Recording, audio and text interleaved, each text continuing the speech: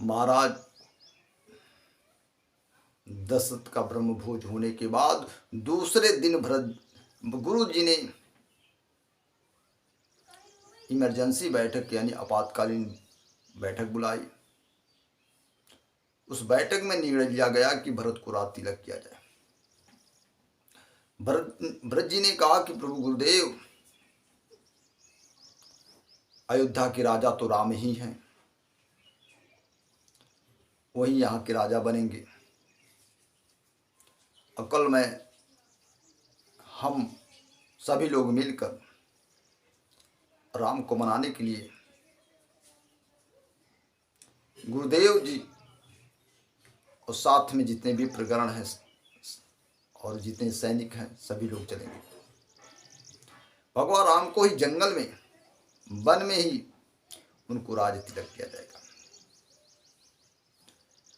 अगर सुबह प्रातः काल होते हुए अगर आप लोग नहीं गए तो हम और शत्रुघ्न अवश्य जाएंगे। इतना मंत्रणा होते हुए शाम हो गई। सब लोग अपने अपने गंतव्य को गए, लेकिन रात भर किसी को नींद नहीं आई। जागत सब निशि भयउ बिहाना, भरत बोलाए सचिव सुजान। भरत जी ने सुमंत को बुलाया और सुमंत से भरत जी ने कहा कि हे सुमंत, आपके नेतृत्व में अयोध्या की सारी सेना मेरे साथ चले। हम लोग सभी लोग मिलकर भगवान राम को वन में ही राज तिलक किया जाएगा और आज तिलक के सारी सामग्री आप साथ में ले लो। इतना कहते हुए सब लोगों ने कूच किया। भगवान राम को मनाने के लिए सब लोग चल पड़े। भरत चला रे अपने राम को मनाने, भरत चला रे अपने राम को मनाने। भरत जी अपनी प्रजाओं के साथ और सैन्य संगठन के साथ प्रथमवास तो तामसा पे किए, विश्राम लिए। एक रात वहाँ से रुकने के बाद दूसरी रात गोमती घाट पे आए, वहाँ भी लोग निवास किए। तीसरे दिन सई नदी के तीर पर लोग संध्या बंदन करके और चौथे दिन सिंगवीरपुर की ओर प्रस्थान कर दी। जब चौथे दिन शाम को सिंगवीरपुर में सेना,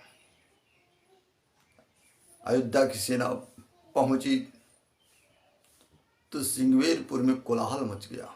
इतनी भयंकर।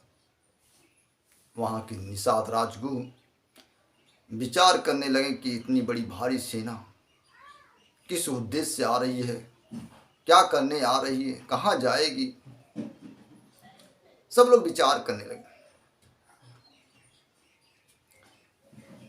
किसी ने कहा, महाराज कि राम लखन को मारने के लिए इतनी बड़ी सेना आई हुई है। किसी ने कहा कुछ ना कुछ इनके अंदर कुटिलता है, निष्कलंक राज करने के उद्देश्य से आए हैं। तब तमाम लोग विद्वान जितने थे वहां निषाद समाज के, सब लोग तर्क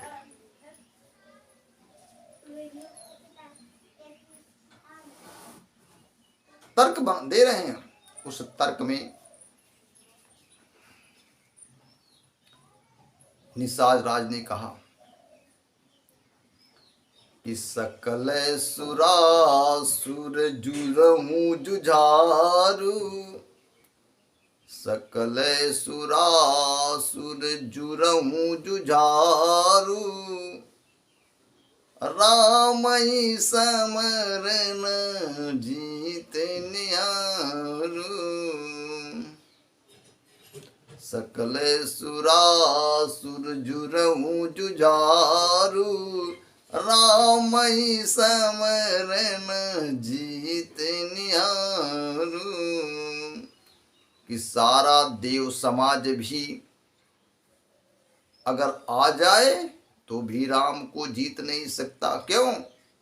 कि जिधर निषाद राज है उधर तो जीतना बड़ा असंभव सा है।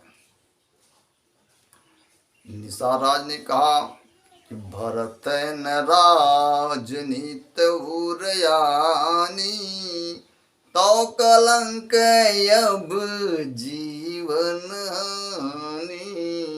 पहले तो भरत जी को राजनीति नहीं आई, अब तो इतना बड़ा कलंक लग रहा है, अब तो लगता है इन्हें अपने प्राण से भी हाथ धोना पड़ेगा।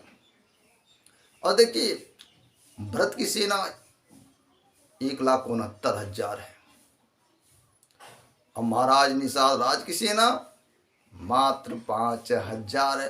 5,000 सेनाओं के बल से 1,69,000 सेनाओं को परास्त करने का संकल्प ले लिए।